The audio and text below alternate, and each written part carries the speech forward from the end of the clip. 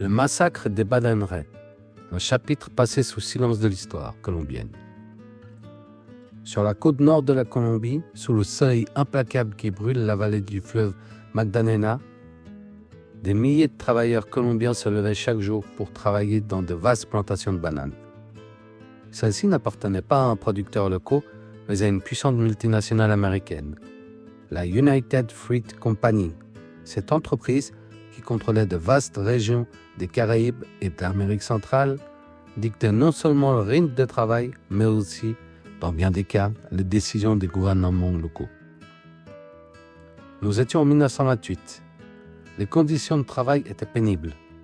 Journées épuisantes, salaires bas, parfois versés en bons échangeables uniquement dans les magasins de la compagnie, et les services de base pratiquement inexistants. L'exploitation était évidente, mais elle resta longtemps tue par la peur et l'absence d'alternatives. Avec le temps, le mécontentement grandit, inspiré par des idées de justice sociale qui se répandaient sur le continent.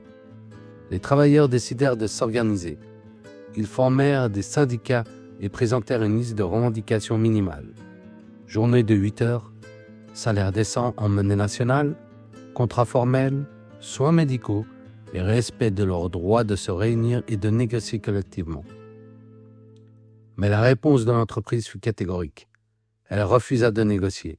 Pire encore, elle fit pression sur le gouvernement colombien pour qu'il intervienne, arguant qu'il s'agissait d'une menace à l'ordre public et que dans le contexte international, au capital américain, c'était l'époque où les États-Unis, sous la doctrine du Big Stick, justifiaient les interventions en Amérique latine pour protéger leur intérêt économique.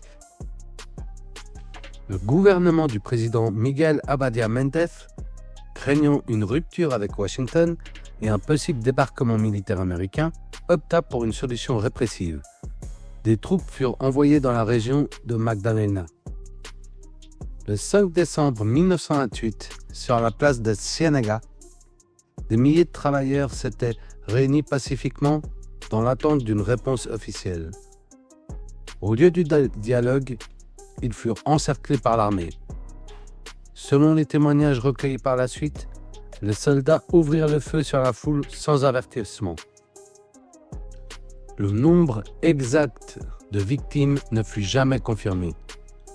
Tandis que le gouvernement parlait de quelques morts, des témoins et des leaders sociaux dénonçaient des centaines, voire des milliers de morts.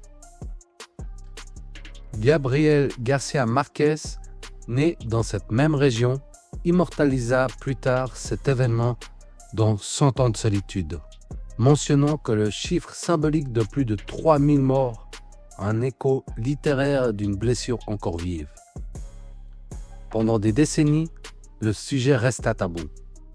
On ne parlait pas de ce qui s'était passé dans les écoles, ni dans les médias, mais avec le temps, la mémoire collective a ravivé cette histoire, qui est aujourd'hui reconnue comme un moment clé de la lutte pour les droits des travailleurs en Colombie et en Amérique latine.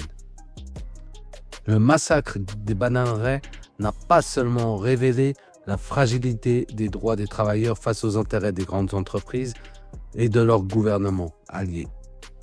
Il a aussi laissé une profonde leçon.